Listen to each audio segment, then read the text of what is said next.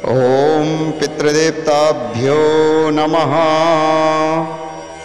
ब्रह्मोवाच स्वदोच्चारमात्रेण तीर्थस्नानीय भवेन्नरः मुच्यते सर्वपापेभ्यो वाजपेयं फलं लभेत्। स्वधा स्वधा स्वधे नित्ये यदि मातरं स्मरेत् श्रद्धयस्य फलवाप्नोति कालस्य तर्पणस्य च।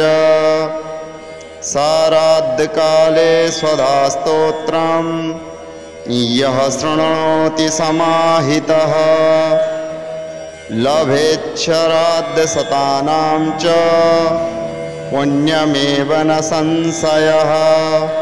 स्वधा स्वधा स्वधेत्येवं तिरस्सन्ध्यायः पठेन्नरः पित्राणां विनीतां स लभेत् साध्वीं पुरतरगुणान्वितं। पित्राणां परणातुल्यं त्वमधिजीवनरूपिणीं श्राद्धाश्च च श्राद्धादीनां फलपरं बर्हि गच्छः मनस्मनः पित्राणां तृष्टिहेतवे। सम्परीये द्विजातीनां ग्रहाणां वृद्धिहेतवे नित्या त्वं नित्यस्वरूप्यासि गुणरूपासि सवरैरते। आविर्भावस्थिरो भावः स्रष्टो च परलये तव।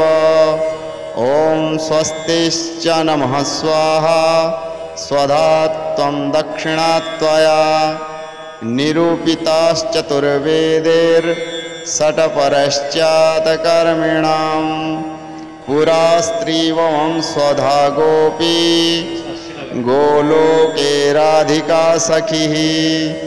धरोसि स्वधात्मानं कृतं तेन स्वधा स्मृता इत्येवमुक्ता च ब्रह्मलोके च सन्दसि। तस्थो च सहसा सद्य सदा साविर्बभूवः। तदा पित्रस्य परददो तामेव कमलाननां तां सम्प्राप्य युयस्ते च पितरयश्च परहर्षिताः। स्वधा स्तोत्रमिदं पुण्यं यः शृणोति समाहितः सस्नातः सर्वतीर्थेषु वेदपाठं फलं लभेत्। ॐ पितृदेवताभ्यो नमः।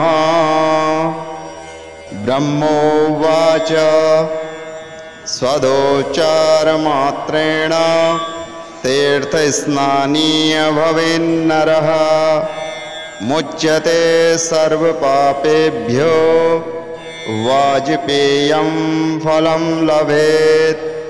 स्वधा स्वधा स्वधे नित्ये यदि मातरं स्मरेत् श्रद्धयस्य फलवाप्नोति कालस्य तर्पणस्य च।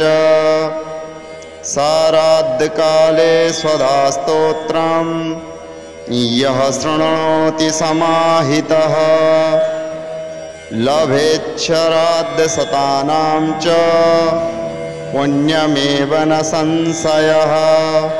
स्वधा स्वधा स्वधेत्येवं तिरस्सन्ध्यायः पठेन्नरः पित्राणां विनीतां स लभेत् साध्वीं पुरतरगुणान्वितं।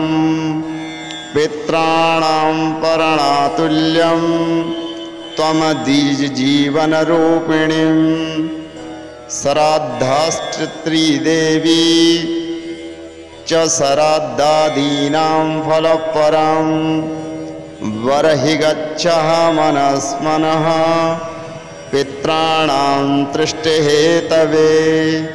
संपरीये द्विजातीनां ग्रहाणां वृद्धिहेतवे नित्या त्वं नित्यस्वरूप्यासि गुणरूपासि सवरैरते अविर्भावस्थिरो भावः स्रष्टो च परलये तव ॐ स्वस्तिश्च नमः स्वाहा स्वधा त्वं दक्षिणा त्वया निरूपिताश्चतुर्वेदैर्षट्परश्चात्कर्मिणां पुरा स्त्रीवं स्वधा गोपी गोलोके राधिका सखिः धरोसि स्वदात्मानं कृतं तेन स्वदा स्मृता इत्येवमुक्ता च ब्रह्मलोके च सन्दसि तस्थो च सहसा सद्य सदा साविर्बभूवः तदा पित्रस्य परददो तामेव कमलाननां तां सम्प्राप्य युयस्ते च पितरयश्च परहर्षिताः सदा स्तोत्रमिदं पुण्यं यः शृणोति समाहितः सस्नातः सर्वतीर्थेषु वेदपाठं फलं लभेत्। ॐ पितृदेवताभ्यो नमः।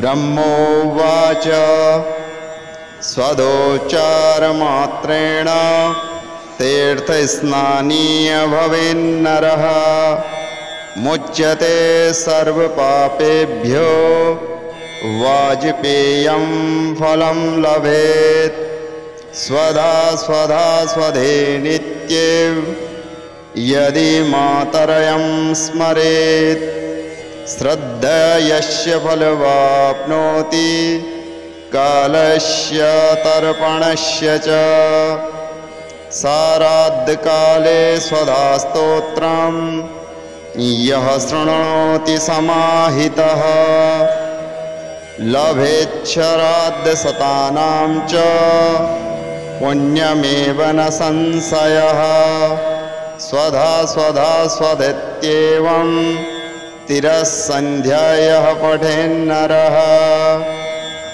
पित्राणां विनीतां स लभेत् साध्वीं पुरतरगुणान्वितं पित्राणां परणातुल्यं त्वमद्विजजीवनरूपिणीं श्राद्धाश्चत्रीदेवी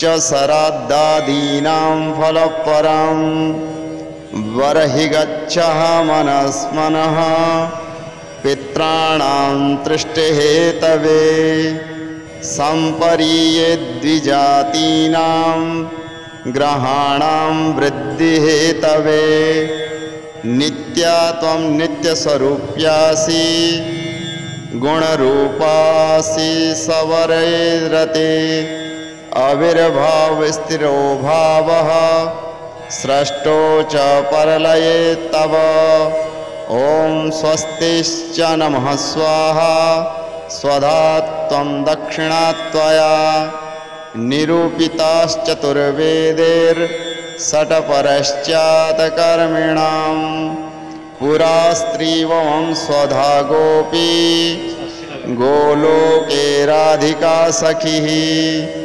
धरोसि स्वदात्मानं कृतं तेन स्वदा स्मृता इत्येवमुक्ता च ब्रह्मलोके च सन्दसि तस्थो च सहसा सद्य सदा साविर्बभूवः तदा पित्रस्य परददो तामेव कमलाननां तां सम्प्राप्य युयस्ते च पितरयश्च परहर्षिताः सदा स्तोत्रमिदं पुण्यं यः शृणोति समाहितः सस्नातः सर्वतीर्थेषु वेदपाठं फलं लभेत्।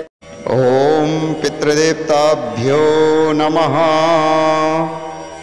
ब्रह्मोवाच स्वदोच्चारमात्रेण तीर्थस्नानीय भवेन्नरः मुच्यते सर्वपापेभ्यो वाजपेयं फलं लभेत् स्वधा स्वधा स्वधे नित्ये यदि मातरं स्मरेत् श्रद्धयस्य फलवाप्नोति कालस्य तर्पणस्य च साराद्धकाले स्वधा स्तोत्रं यः शृणोति समाहितः लभेच्छराद्धशतानां च पुण्यमेव न संशयः स्वधा स्वधा स्वधेत्येवं तिरस्सन्ध्यायः पठेन्नरः पित्राणां विनीतां स लभेत् साध्वीं पुरतरगुणान्वितं पित्राणां परणातुल्यं त्वमद्विजजीवनरूपिणीं श्राद्धाश्चित्रीदेवी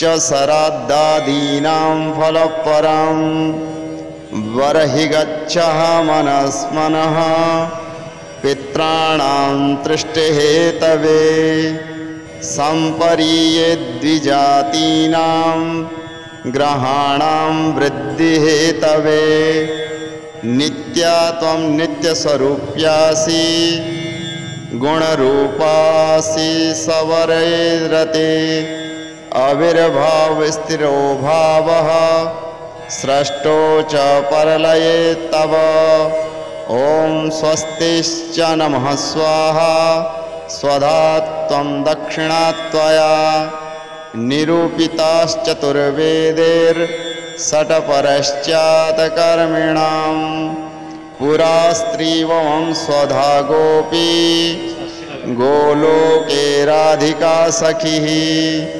धरोसि स्वधात्मानं कृतं तेन स्वधा स्मृता इत्येवमुक्ता च ब्रह्मलोके च सन्दसि तस्थो च सहसा सद्य सदा साविर्बभूवः तदा पित्रस्य परददो तामेव कमलाननां तां सम्प्राप्य युयस्ते च पितरयश्च परहर्षिताः स्वदा स्तोत्रमिदं पुण्यं यः शृणोति समाहितः सस्नातः सर्वतीर्थेषु वेदपाठं फलं लभेत्।